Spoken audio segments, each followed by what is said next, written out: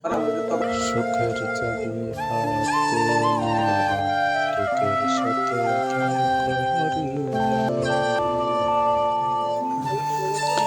আসলে কি সুখ মনে থাকে?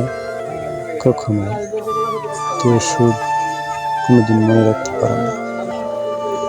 আর কষ্টটা প্রত্যেকের জীবনে মনে থাকে, তা শুধু স্মৃতি হয়ে বেঁচে থাকে।